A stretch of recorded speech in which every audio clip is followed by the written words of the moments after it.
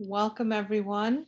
Thanks so much for joining us at the Desis for Progress, Desis Running for Progress panel hosted by our Political Engagement Committee, talking with current and aspiring elected officials in Virginia. My name is Nisha Ramachandran, and I am the chair of the Desis for Progress board. We are very excited that this is an event that is really going to be one of the big kickoffs of our 2021 political engagement work, focused very much on Virginia's statewide races this year. A couple of quick housekeeping tips before I delve into the intros. Please make sure to use the Q&A box on your Zoom screen if you have a question. We will make sure to get to as many questions as we can. I know we have just about an hour and a lot to get through, so please feel free to use that Q&A box for questions. A couple of other notes: we are recording this session and it will be posted on DFP's YouTube page afterwards. So feel free to check back there if you want to listen in once more in case you need to step away for a couple of minutes. And finally, I wanted to also mention that we will be live tweeting. Feel free to post and tag us on your social media accounts and use the hashtag #WeAreDFP. And feel free to follow along with us on Twitter as well. I am going to waste no time in getting to our intros because, again, we've got an all-star lineup here today, and I want to make sure that we get to everyone and give you enough time to hear from them. So let me go ahead and start with our panelists, and then I will also introduce our moderator. We'll start with Rachna Sizemore Heizer, who is one of 3 at-large Fairfax County, Virginia school board members, and that's the 10th largest school system in the United States. She is the first Indian American person and the first Asian American woman elected to a Fairfax County-wide office. She's also the program coordinator of the Human Resource Development minor program and teaches employment law and diversity and cultural competency online at Texas Tech University. She has spent over a decade as a disability advocate, and as a first-generation American, she understands both the immigrant experience and what it means to be a citizen of our great democracy. DFP was thrilled to endorse her candidacy in 2019, and we are happy to welcome her to our panel today. Next up, we have Karishma Mehta. Karishma is the progressive grassroots challenger in the Democratic primary for Virginia's 49th district in the House of Delegates. Karishma is a working class preschool teacher and proud South Asian woman whose parents immigrated in the 1980s to seek more job opportunities and a better life for their kids. As delegate, her top priorities would be guaranteeing healthcare and housing and a good education to all as a right. DFP is proud to endorse her candidacy, and we are thrilled to welcome her here this evening. And then our final panelist, Delegate Suhas Subramanyam, is currently sitting as the representative of the Virginia House of Delegates in the 87th District. He has worked tirelessly to improve the health and prosperity of all Virginians and Americans. He previously served on Capitol Hill as a healthcare and veterans policy aide. He also spent time as a technology and regulatory attorney, and then was also named a White House technology policy advisor to President Obama. He is the first Indian American, South Asian, and Hindu American to be sworn into the Virginia General Assembly. DFP was proud to endorse and support his candidacy to get him to where he is now in the House of Delegates, and we're proud to endorse him again this year in his campaign for re-election. So welcome to our panelists. Again, one more reminder that if you do have questions, please feel free as the conversation continues to put them in the Q&A box on your Zoom screen. And with that, let me go ahead and introduce our moderator for today's session, Abhisek Mitra. He is the DFP Political Engagement Committee's district liaison for Virginia. So we're proud to have him moderating this panel this evening. Abhisek has been a resident of Alexandria, Virginia since 2010. He is vice president and senior project manager of Affordable Housing Fund Investments at the U.S. Bancorp Community Development Corporation. In addition, Abhisek serves also as a board member and incoming board chair of the Child and Family Network Centers, a free preschool for the working poor in Alexandria, Virginia. As a community development practitioner for over 20 years, Abhisek understands the role politics and political leaders play in the enrichment of people's lives and has a passion for progressive politics at all levels. Additionally, as a proud first-generation Indian American, Abhisek recognizes the power of representation in political leadership. We are so thrilled to have Abhisek as part of our political engagement committee leadership and excited to have him moderating today. With that, I will go ahead and turn it over to Abhisek to start the discussion. Thanks so much. Thank you, Nisha, and thank you to our panelists for joining today, and also to everybody tuning in. This is such a great opportunity. We are 6 days away from the Virginia primary. It's a big deal. And so let's dive right in. What really excites me about this group of panelists is that all three of you come from very different backgrounds professionally, and I'm sure personally as well. I wanted to ask, from, Suhas and Rachna, both your legal background, and Karishma, your background as an educator, why did you want to get engaged in Virginia politics? And, just a follow up to that, how did you feel your background and experience qualify you for that position? Rachna, can we start with you? Sure, absolutely. And thank you again for having me. I'm really honored and excited to be here with such great panelists and with Desis for Progress. But, I think that's a great question, right? I started my career as a lawyer, working in employment law, and then transitioned to being a college professor. So I have an educator background, but not a K through 12 educator background. So really, where my background, I think, may be a great for this position, so just gonna take your second question first, was just honestly starting as a parent. And a parent of a special needs kid, because when you have any kid, I think, who doesn't fit in that sort of mainstream role that we sort of envision school for, when, you really have to learn to become an advocate for your child. And so, my position on the school board, I have an education background, but my son is really the muse. My son with autism, who taught me what it meant to have lived norms that are different than my lived norms, and what it means to see brilliance in all different types of brilliance, right? And see ability in all different types of ability. And that's what he taught me. And as he taught me this, I learned how to advocate. I learned to be his voice as he taught me what to say. And, given my legal background, given my ability to speak, I was able to advocate for him in a way that I saw many other parents were not, through no fault of their own, right? Our system is set up for those people who know how to be a squeaky wheel. And so I felt that I've been given such a privilege from my parents. My parents both emigrated here in the 1960s and 70s. They both had PhDs. They both were able to give me a good education. My mom was only the 7th woman at IIT Delhi in India in the 1960s to earn a PhD.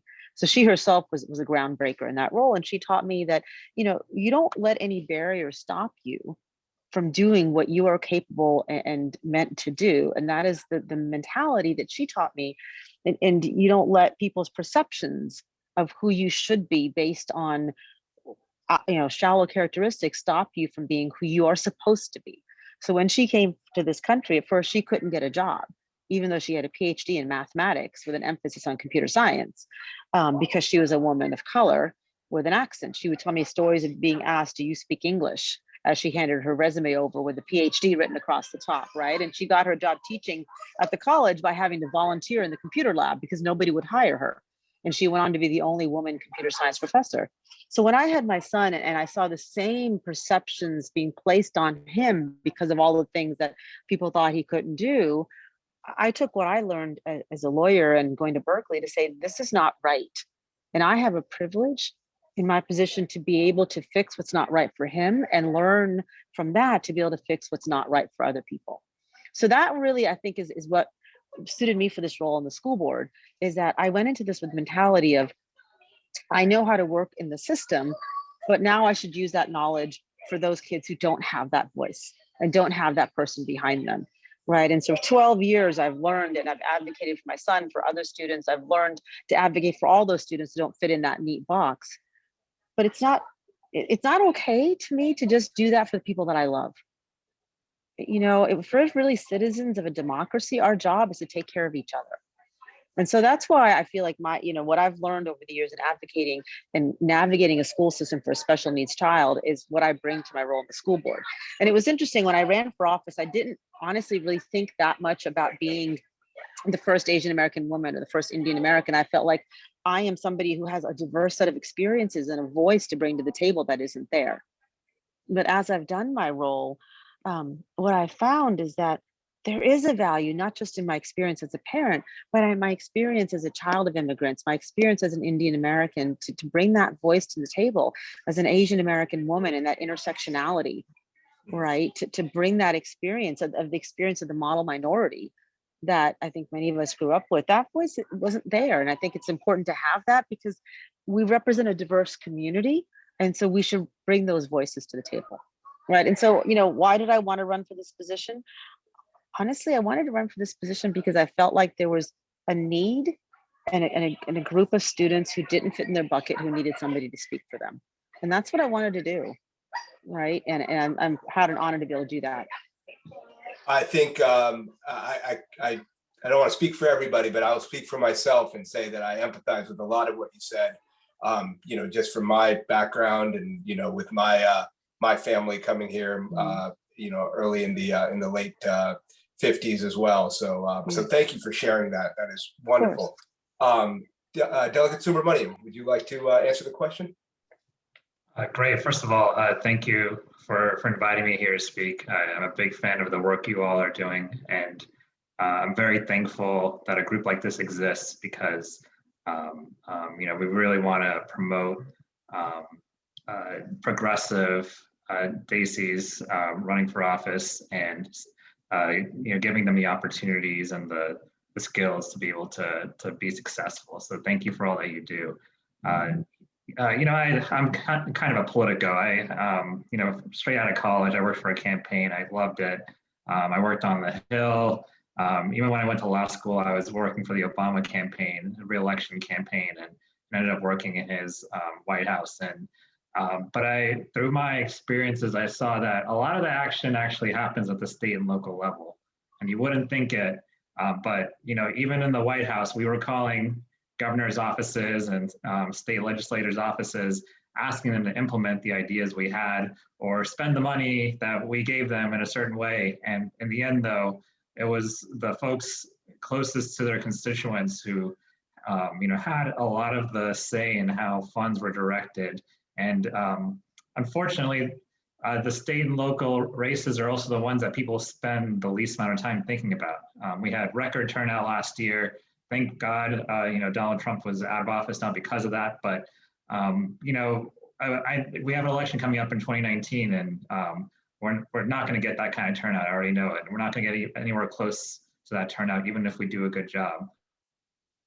And the reality is people just don't pay enough attention to their local and state races. And so, it's really important that when people think about running for office, I'm so glad Karishma and Rachna have thought about state and local. And, that's the way I decided to make an impact after I left the Obama administration was, I could go into, private practice or lobbying or something and, call it a day, maybe try to wait and see if Biden comes back, which he did, and, work in the administration again, or I can make a direct impact on my community, a community that is very prominently, high in Asian Americans. And, one of the great pleasures of my job is that there's two things I love doing. One, being able to directly help people and see, the stuff that I did actually impact their lives positively. We've had you probably have at least 10 calls a week to my office about unemployment benefits and people not being able to get access to it. And, we've sent multiple letters to that office, to the governor, but we've also been able to get people their benefits that they needed when they lost their job. And we have a countless number of stories of helping people directly navigate state and federal bureaucracy. So that's been incredible pleasure, and it's kind of what got me into it in the first place. And the second thing was, I feel like I've got nothing to lose. If I do something kind of reckless and lose my reelection, it's okay, because I was doing it out of principle, and I've already kind of done a lot of stuff that I've wanted to do in my political career. So with that mentality and with the fact that, I kind of know how to get things done in the legislative arena, I've been able to get some really cool, interesting things done. It helps that there's a Democratic majority, and we need to make sure that we have one, this November. But the bill behind me, it's the only bill that the monopoly utility company, Dominion Energy, has ever lost. And I was a freshman when it happened, and no one thought it would happen. But it was something I did that no one thought could get done because I had nothing to lose. And we had a bill related to a toll road that was taking advantage of the community here in Loudoun County that, again, no one had ever beat them in 10, 15 years. AG Mark Herring, countless delegates, tried to address the issue. And myself and my predecessor, Senator John Bell, we got a bill done. And again, it's kind of that, you go in there, a lot of people go in there and they kind of, not realizing it, end up joining the swamp down in Richmond. But when you go in having nothing to lose and everything to gain and only caring about your constituents, you can get a lot of really cool stuff done. So, that's running for re-election because, I want to continue the momentum. And, when we have great people like Rachna at the local level as partners, we can really do a lot of amazing things. So I'm happy to be here and answer more questions. Thank you, Delegate Subramanyam. We're going to go now from our tenured elected official to our aspiring elected official.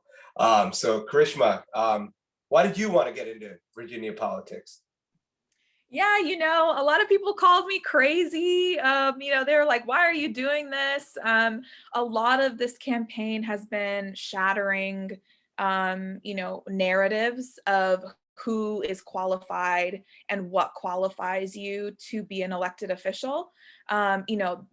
And that's honestly, just to answer your question, like for 2 and 1, that's the reason I got involved and engaged in my community in the first place as an organizer, because I didn't see people fighting for working class families of all backgrounds. And when we're not fighting for people, in a universal way, it's always the most marginalized of us that get left behind. And so, I really wanted to, show that a young South Asian woman, we're so underrepresented across the country in government, a teacher, again, underrepresented in government, working class, renter, someone with student debt. I mean, those are all, I think, experiences that people don't realize qualify you to run for office and to make an impact in your community. It's because of those experiences, under inequitable economic systems that really they inform your policy platforms and what you are fighting for. So my parents came here, like Misha said, in the 80s, and they really struggled as small business owners. I saw them struggle with everything from school lunch debt to healthcare and just to pay rent. And on top of all of those economic hardships, they had the added struggle of being an immigrant family, of dealing with discrimination and xenophobia, helping their children through what others have called the model minority myth, right? So that was our experience in America. And now as a teacher, I'm seeing those same inequities manifest in my classroom with children as young as 2-3 years old. I teach 4 and 5-year-olds, but those inequities manifest from birth and even before birth. And so, to break that cycle of inequity, to really shatter the narrative of who's qualified for office, that's why I decided to utilize my organizing background, in the community and my teaching background, and now apply it to public policy to really make a difference in the 49th district in a holistic way, something that I have not seen other elected officials doing in my neighborhood and my community. So, that's why it's so important, I think, to talk to young people, to get communities that are often disenfranchised from the political process involved, because when you do that hard work of engaging new people, That's how you expand the electorate, but that's also how you expand our democracy. It's how you ensure that there's representation, within our communities, both at the state and local level. So I'm very, very honored to be in this fight, in this struggle for representation in a holistic way. And with only 6 days left, I'm so excited for what's to come, and very, very grateful for Desis for Progress and the work that y'all are doing, because politics never looked like me, it never looked like us growing up. And I think it's time that we change that. So here we are. I hope that we get to dive into some more of that, what you just, and all of you have touched on it. And, specifically, I think all of you have also talked about, sort of this, idea of the model minority, and, how that plays into maybe some of the challenges you have faced through your, starting out as a candidate, and then, for Rachna and for Delegate and for Suhas, to being an elected official. But I'm going to put a pin on that topic and shift gears a little bit. And this question directly is for you, Delegate Subramanyam. When the Democrats were able to take over the legislative body and the majority in 2019, we saw quite a bit of I'll call them progressive wins. We've got collective bargaining done, Medicaid expansion, abolition of the death penalty, more funding for early ed. What do you consider, and I know you mentioned, the bill, that you put on earlier, but talk about some more of your accomplishments as a delegate in your first term, and also what you felt were some missed opportunities. Sure, yeah, I can take all day with the answer, so I'm going to try to boil this down to a couple of things. I mean, first of all, as when you're a progressive, it's never enough, right? So yeah, we did collective bargaining, but not for everyone. Yeah, we did, control gun violence and the sale of guns, but not enough, right? We did do policing reform and criminal justice reform, but want to do more. So I mean, I won't go into details except to say there's more to do on those fronts. I do think that when you look at the situation we were in, the Senate was 21-19, and there are more than a few. It's pretty easy to find a few Democratic senators on certain issues to not necessarily be there for you when you need them. So a lot of great bills in the House died in the Senate. And it's not to say, there were some House committees that killed, what I thought were really good Senate bills. So, that's part of the legislative process. I think that we can continue the momentum if we can continue to keep our majority, and we really need to keep our majority, because I can tell you that I know exactly the way my Republican colleagues operate. Not all of them, but a lot of them. And, they still perpetuate the big lie. They still think that Donald Trump is our rightful president right now. They still think that, we are completely crazy when it comes to regulating guns. We were one of the worst states. Now we're one of the best. Something that we haven't talked about, the Georgia election laws. We actually went from almost dead last to almost number one on access to the ballot. We made Election Day a holiday.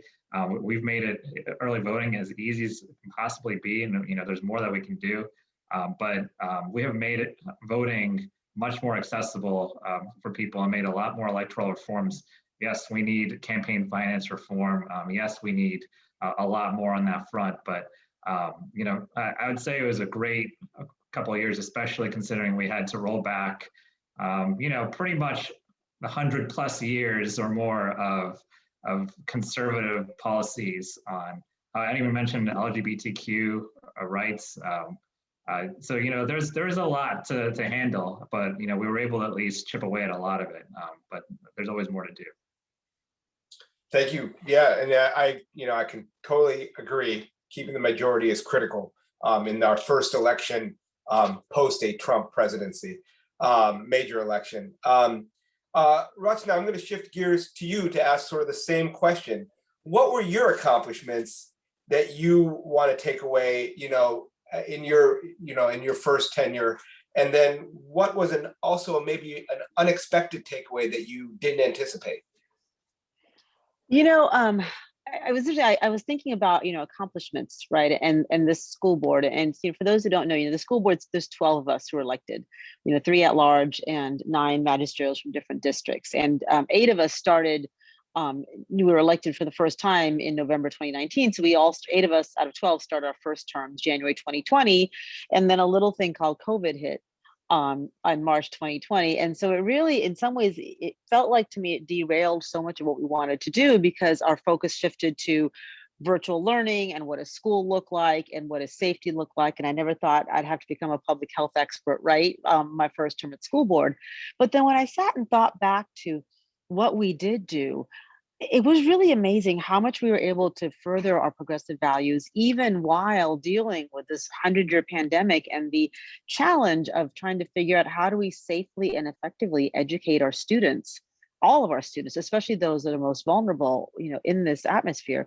So we shifted, and we've given away about 8 million meals, for example, to recognize that students who don't have food can't learn, and a lot of our students rely on our schools for food. And so one of the first things, within days of shutting our schools down, we had meal stations set up outside our schools for grab and go meals. And we've continued to do that. All of our meals have been free, through this year to make sure our students could just get fed. And all of a sudden giving millions of meals away. We have increased the amount we're partnering with families, especially families who don't speak English or families, from cultures that aren't as used to being involved with schools. The family school partnership has never been stronger.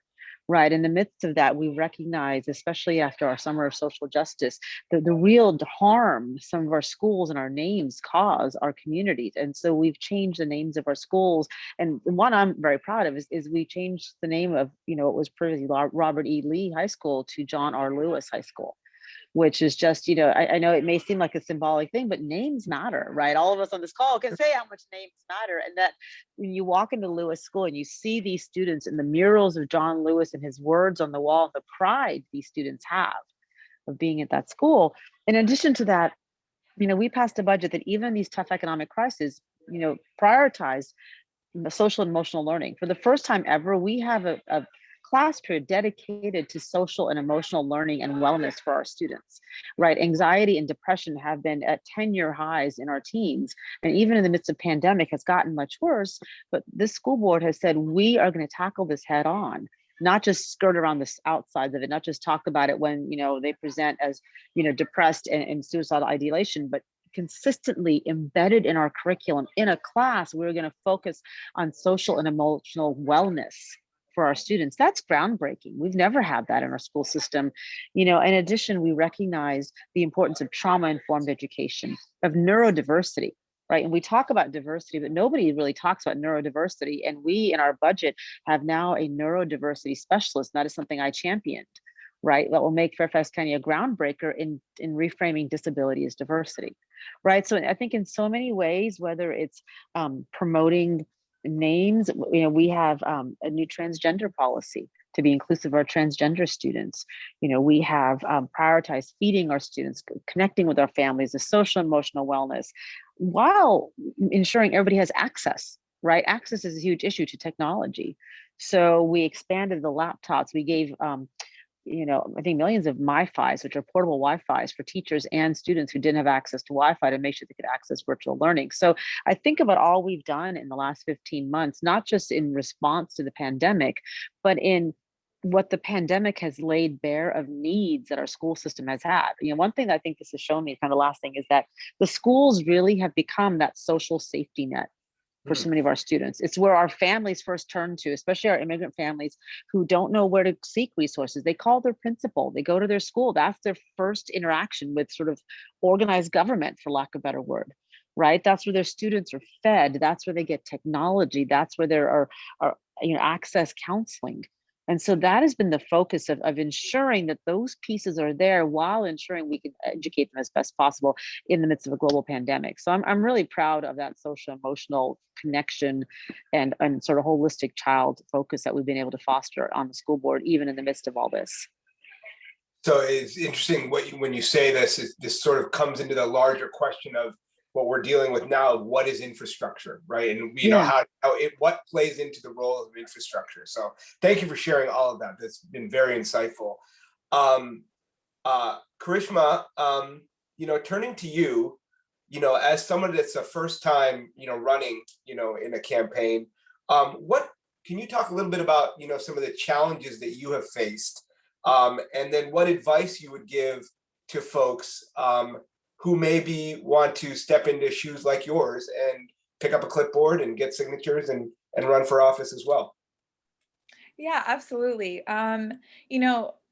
I am a preschool teacher. I want to echo a lot of the issues that Rachna brought up because I was teaching in person during the pandemic, and I saw those issues firsthand. I saw the inequities manifest in my classroom. I have had to make the decision of, do I eat dinner or do I provide my children at school with the snacks and the meals that they need because they are not afforded that at school. The 3 meals a day that a child might need to get through. Some of my students don't get a meal when they go home. So, it was hard decisions like that in the pandemic of choosing between, a happy, thriving classroom and my own, food security or paying rent. Those are some of the obstacles that I've had to overcome while also running a full-time campaign. So, working 10 hours a day as a teacher and then having to campaign on weeknights and weekends, that has been a really eye-opening experience for me because, it really forced me to reckon with a lot of the systemic problems that we have, not just in Virginia, but across the country, of legislatures not being developed for working class people. We don't have a professionalized legislature in Virginia. It's not full time. And so, teachers and people who have, jobs that are working class don't have the luxury of stepping out of their role in the community or their role as a caretaker in the home to run for office.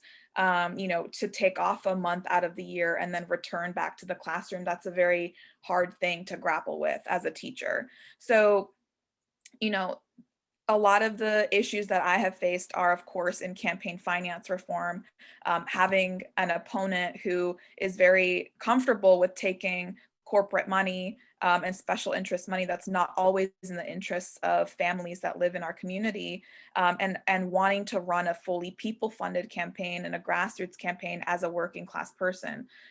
So, campaign finance reform, of course, that for any first-time candidate, earning and raising enough money to overcome those obstacles, to get your message out, to let people know about you, that's always going to be, a huge hurdle to overcome. And so that's one of the biggest challenges that I have faced in this campaign is, having to work full time and also run a full-time campaign and have the money to hire staff and to have a full-fledged chance at making change for people here. So, advice that I would give for folks that want to take this step, which is a really big step. It's a really admirable step, I think, for any young person or any person wanting to do that is, you have to be rooted in your community because there's just plenty against you when you run for office. It's naturally going to come that there are barriers that you have to overcome. And so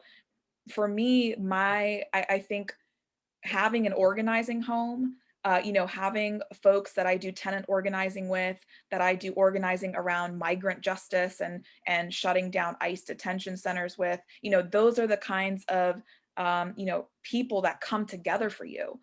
Those are the people who support you in that next step of electoral politics. If you have that sort of stronghold and home within organizing in your community. So there are many challenges as a first-time candidate, especially if you're working full-time and providing for a family.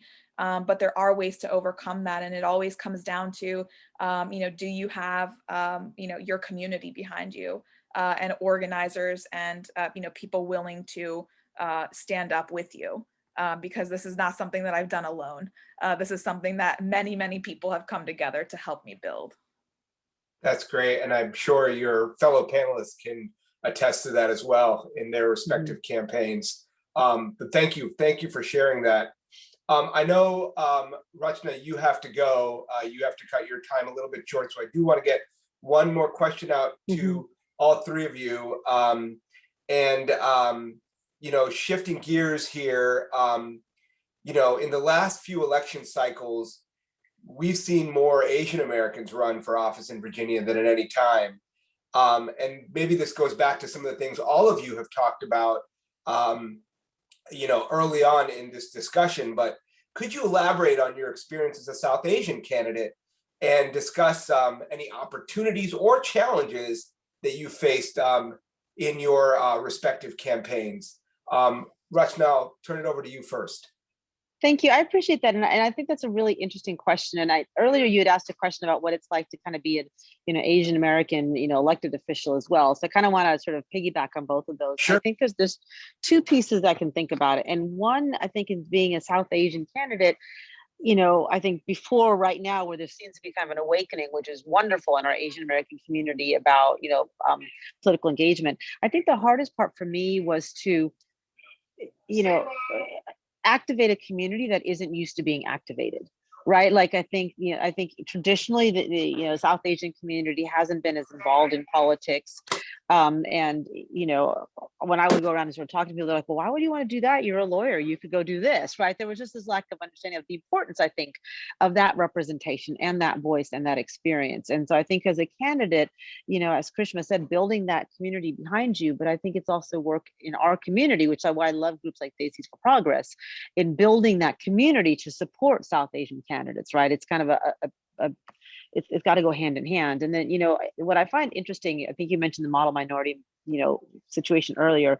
One of the pieces that I find as an elected official is sort of that same thing kind of happens sometimes, where I think sometimes your voice is minimized, right? Like we don't recognize that a South Asian voice is a minority experience that we need to center. Right. I mean, I will say there's times when people will say to me, well, you're not Asian enough, or you're not the right kind of Asian. Right. I mean, that happened to me actually very recently in this recent attacks, on Asian Americans. The attacks have often been on Chinese Americans, Korean Americans, Japanese Americans. And I said something about solidarity with Asian Americans, like, well, you're not the right kind of Asian. You don't count. And I think that happens to elected officials of South Asian descent. I think there's a little bit of, we're not used to this as a minority experience that we need to center. Right. And I think that same thing happens as we run for office. We're not used to this as a minority experience we need to center, but there is a rich and unique experience that comes from being an immigrant, a child of immigrants, South Asian background, that I think the more we can get our communities understanding the importance of raising up their voice, the more our voices can be raised up as representation. Thank you. I couldn't agree more. Delegate Subramanyam, same question for you. Yeah, thank you. And this was a great discussion. Thanks again to the panelists and to you. I had two very different elections. I had a primary where there was another Indian American actually in the primary with me. So I certainly couldn't rely on the Indian American community to come out to support just me. And then in the general election, I had, an elderly a Caucasian gentleman, a very conservative one. So I'll just say from my experience in those two, it's pretty, Indian names are pretty distinct sometimes, and mine's very distinct. People know from seeing my face and, seeing my name that I'm Indian American, South Asian. And I even get Indian Americans across Virginia emailing my office sometimes thinking I'm their delegate when I'm not.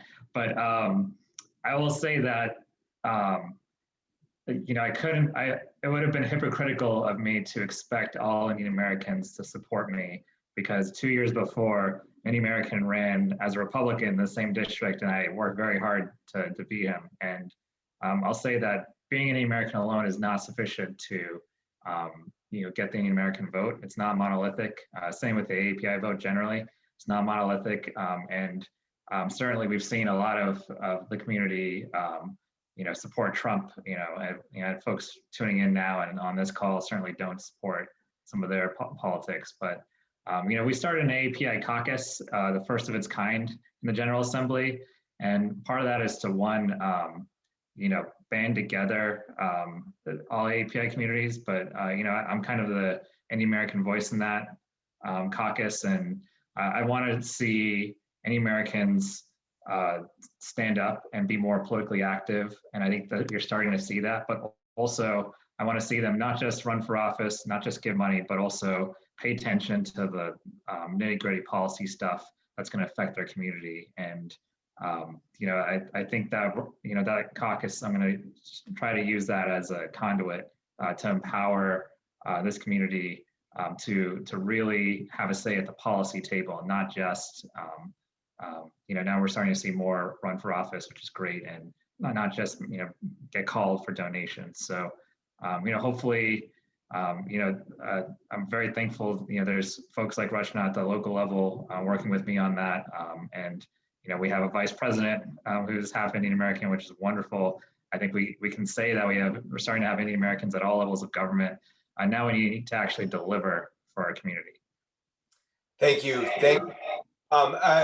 Karishma, before I get to you, I know, Rachna, you have to go, and so I want to just give you a quick minute to, for any closing remarks, and thank you very much for attending this discussion. We certainly appreciate it.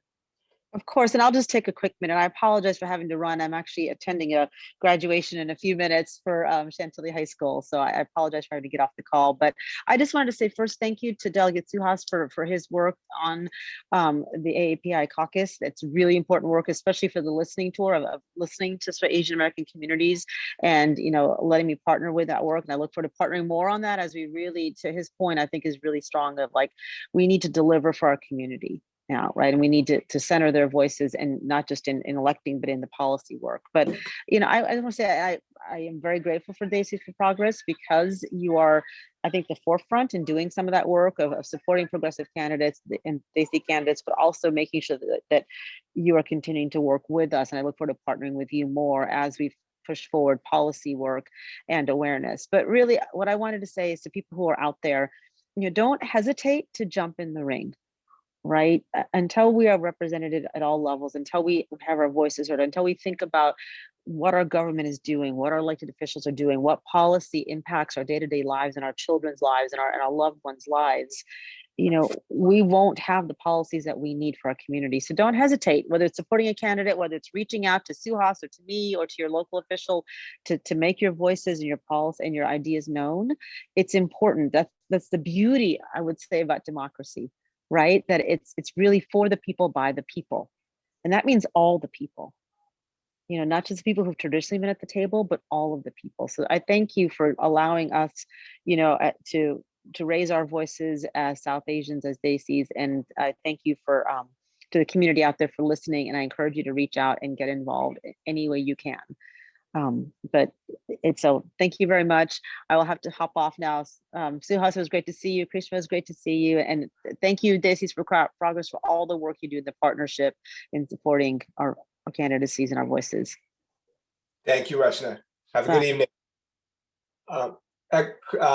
Karishma, I want to turn it back over to you, really to get your thoughts on the question I was able to ask Delegate Subramanyam and Rachna, specifically around your experiences as a South Asian candidate, and any opportunities or challenges that you faced as you're kind of going through this process. Yeah, definitely. Well, I want to start with the opportunity because, again, I'm just so grateful for this campaign that we've built.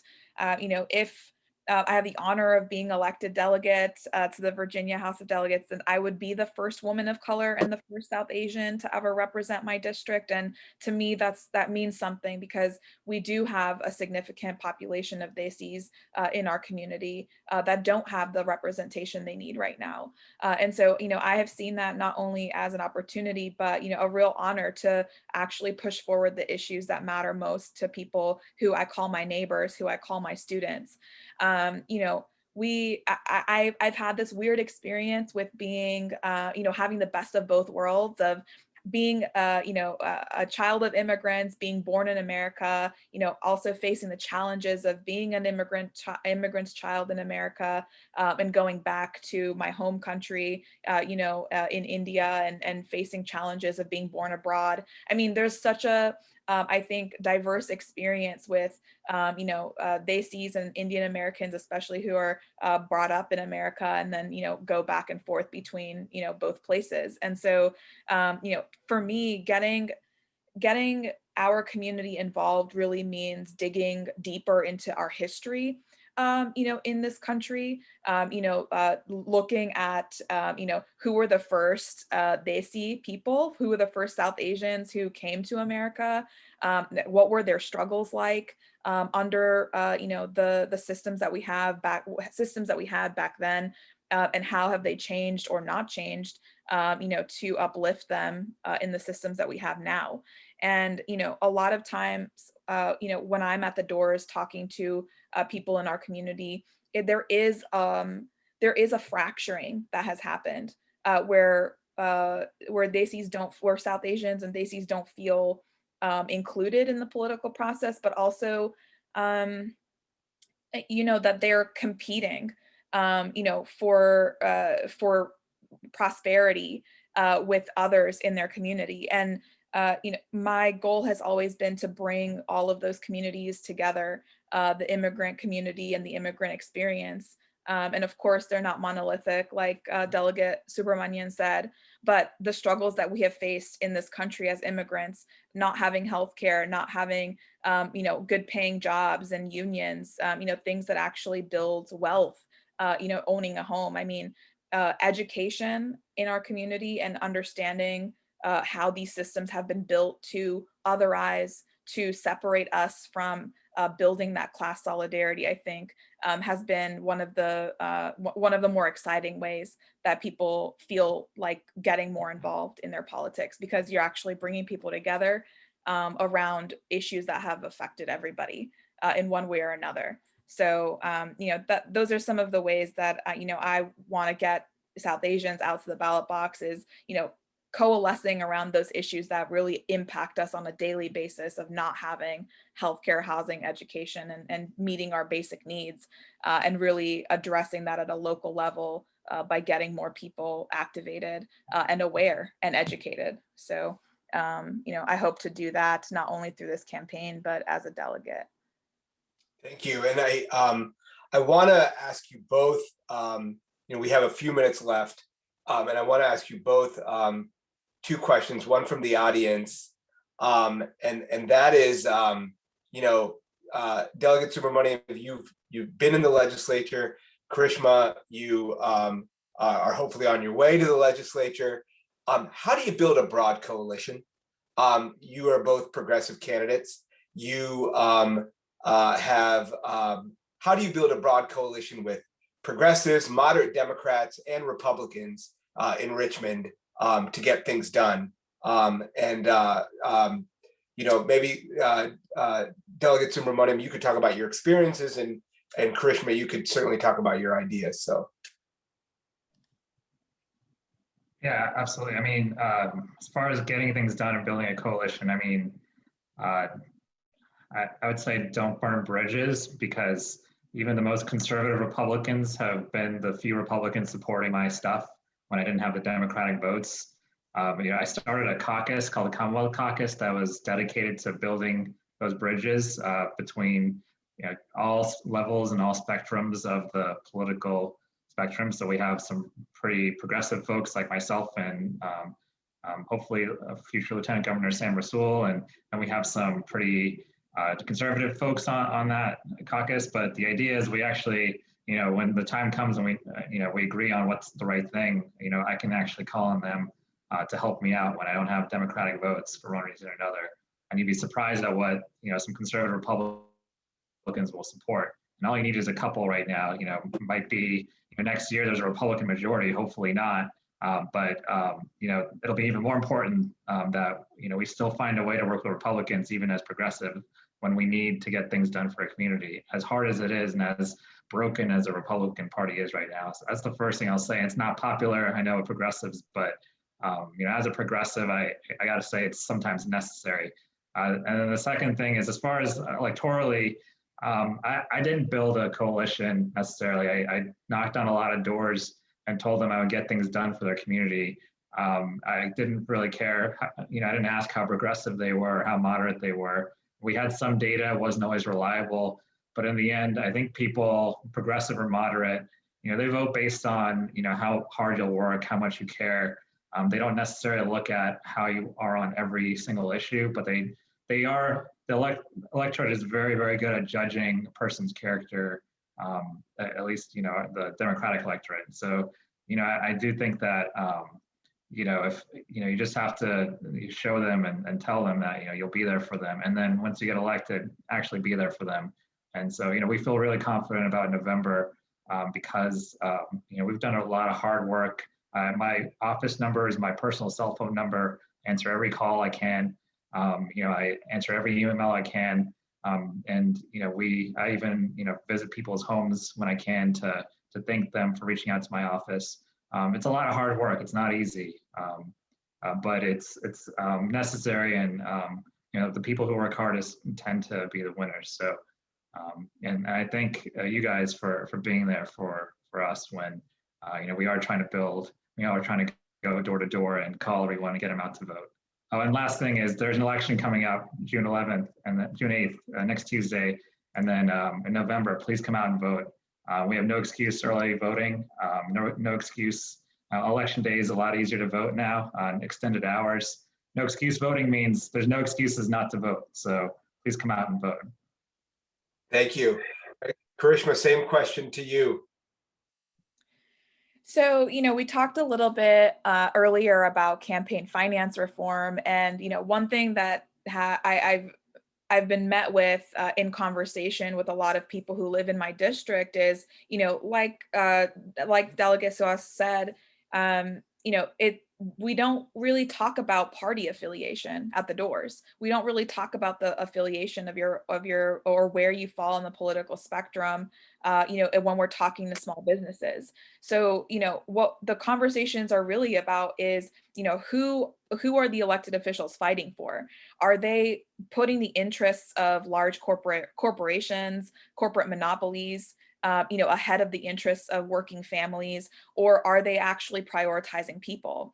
And my district is unique in that way because we have Amazon HQ2 coming here, and a lot of people have fear about, displacement.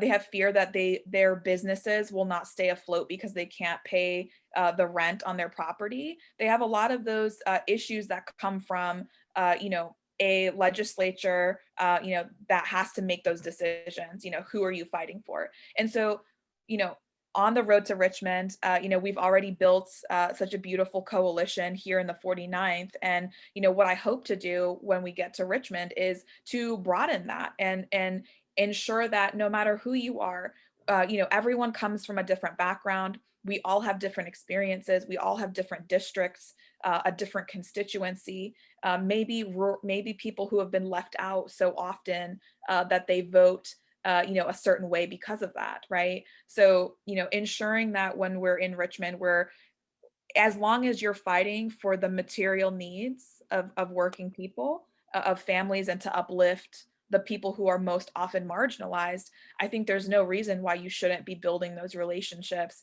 and pushing forward legislation that brings all people together. So, for me, that coalition, it depends on whether that person is willing to fight for the people.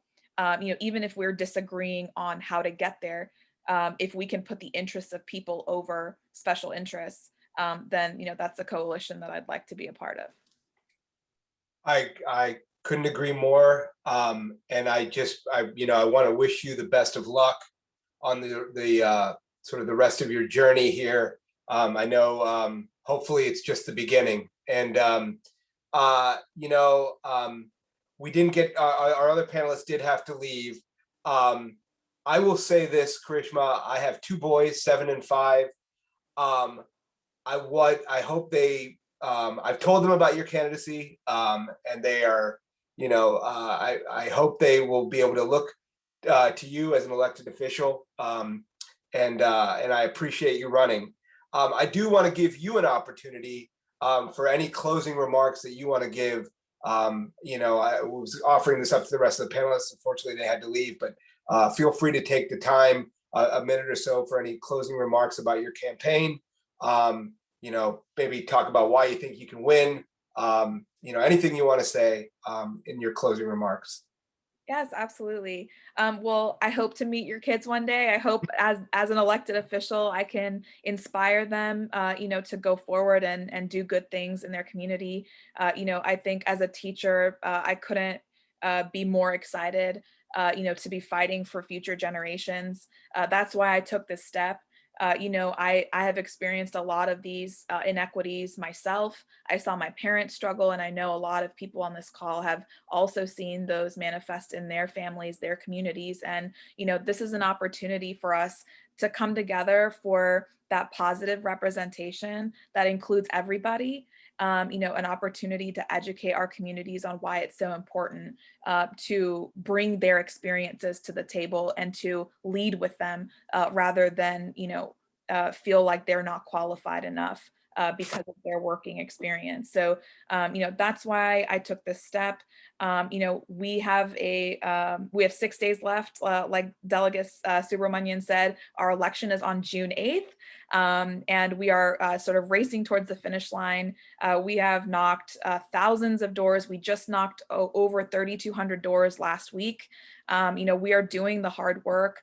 And like he said, it does take that hard work. And usually it's the people who put in the most in their communities that come out on top, because they're working not alone, but with a movement.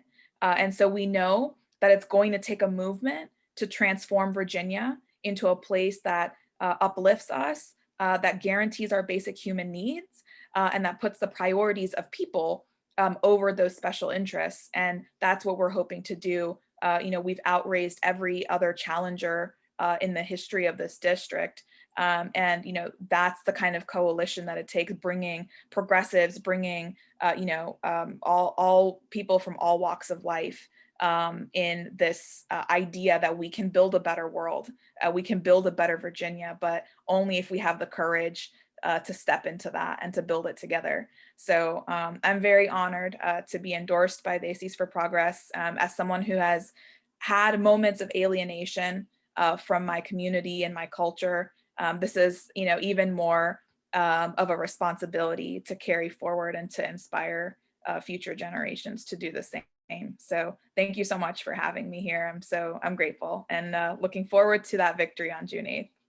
Thank you very much. We wish you the best of luck. We want to thank all of our panelists, including you. I would like to turn it over to Shrishti Shefner right now to close this out. Shrishti? Yes, thanks, Abhisek. Thank you, Karishma, and thank you to Suhas and Rachna, who took time out of their busy lives to be here with us. We really appreciate hearing your insightful messages, and we really hope that all of you are, we wish you the best of luck, Karishma, in your campaign, and same for Suhas. And thank Rachna for all the great work that she has been doing. Also want to thank our South Asian community and for our supporters for all the work that they do. Just as a reminder, this event was recorded and the recording will be available on YouTube. So if you would like to listen to the event again, you can of course do that. And if you know anyone who missed the event and who would like to listen to it, please direct them to our YouTube channel. We will be sending out follow-up emails after this event, which will have the link to the YouTube recording as well. And as always, Desis for Progress is on all the social media channels, on Facebook, Instagram, and on Twitter and LinkedIn. So please try to follow us and see what we are up to. And we are a completely volunteer-run organization, and we really appreciate all the support you can give. And you can always donate at desisforprogress.com/donate. So if you have any questions, you can always email us at info@desisforprogress.org. But for now, I'd like to thank you all for attending, and thank you, Abhisek, for doing a great job asking the panelists all the great questions. And with that, I hope you all have a good night, and we'll see you at our next event. Thank you.